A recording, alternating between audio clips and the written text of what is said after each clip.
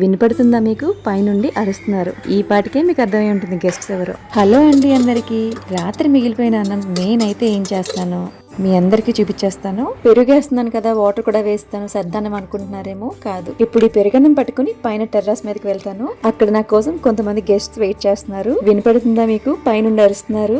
ఈ పాటికే మీకు అర్థమై ఉంటది గెస్ట్స్ ఎవరో. మేడ పైన గెస్ట్స్ ఎవరో కాదు, పక్షులు. రోజు నేను వేసే అన్నం కోసం చూస్తూ ఉంటాయి. ఇది వేయడం కొంచెం లేట్ అయిందంటే మా వంటగది బాల్కనీలోకి వచ్చి అరుస్తుంటాయి. రోజు కుకింగ్ వీడియోసే కాకుండా అప్పుడప్పుడు నేను చేసి కొన్ని మంచి పనులు కూడా మీతో షేర్ చేసుకుంటూ ఉంటాను.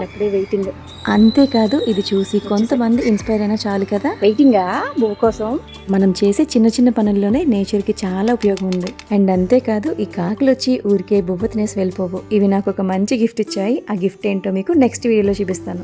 ఇలా భోజనం వేయడం వల్ల కాకులకి పాపాలన్నీ పోయి పుణ్యం వచ్చేస్తుందని నేను చెప్పను, కానీ వాటి బుల్లి బొజ్జులు ఉంటాయి కదా, అవి నిండుతాయి కదా.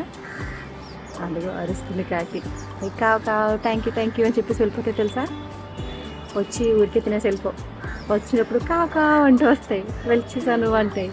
వెళ్ళేటప్పుడు కావు వెళ్ళిపోతున్నాను, కావు థ్యాంక్ యూ అంటూ వెళ్ళిపోతాను. వాటి భాషని మనం అలా అర్థం చేసుకోవాలి. బాగుంది కదా. సో ఈసారి నుంచి మీరు కూడా అన్నం వేస్ట్ చేయకుండా ఇలా కాకికి వేసేయండి.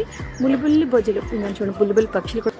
ఈ బుల్లి పక్షులు కూడా మనం వేసిన రైస్ తింటుంటాయి. ఈ బుజ్జి పిచ్చుకలు చూసి చాలా రోజులు అవుతుంది కదా. పాపం ఈ కాకికి మనుషులంటే ఎంత భయమో. చుట్టూ చెక్ చేసుకుని తింటుంది చూసారా. మనం వాటి దగ్గర ఉంటే తినడానికి భయపడతాయి. ఈ వచ్చిన కాకులు అవి ఒకటే తినేయకుండా వీటికి కూడా ఫ్యామిలీస్ ఉంటాయి కదా, వాటి కోసం నోట్లో దాచుకుని పట్టుకెళ్తుంటాయి. ఇలా కాకులు ఒకటే కాదు, చాలా పక్షులు వచ్చి తింటుంటాయి. ఇదే రైస్ మనం డస్ట్బిన్ లో వేస్తే వేస్ట్ అయిపోతుంది కదా. మనకి నైట్ టైం ఒక గుప్పెడు మెతుకులు మిగిలిపోయినా అవి నెక్స్ట్ డే మార్నింగ్ తీసుకొచ్చి ఇలా పైన వేస్తే ఆ గుప్పెడు అన్నం తోటే కొన్ని పక్షుల బుల్లి బొజ్జలు నిండిపోతుంటాయి. ఇదే రైస్ అవి ఎక్కడో చెత్తలో తినడం కన్నా మనం ఇలా పెట్టడం చాలా బెటర్ కదా. సో ఈసారి అన్నం మిగిలిపోతే మీరు కూడా వేస్ట్ చేయకుండా ఇలా తెచ్చి పైన కాకులు వేసేస్తుండండి.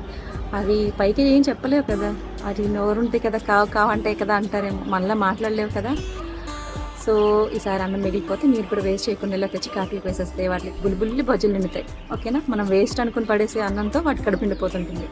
సో వేస్ట్ చేయకండి రైస్ మాత్రం. వీడియో నచ్చితే లైక్ చేసేసి సబ్స్క్రైబ్ చేసుకొని స్టే ట్యూన్. ఇలాంటి మంచి వీడియోస్ ఇంకా ఎన్నో పెడతాను. So stay tune. Bye.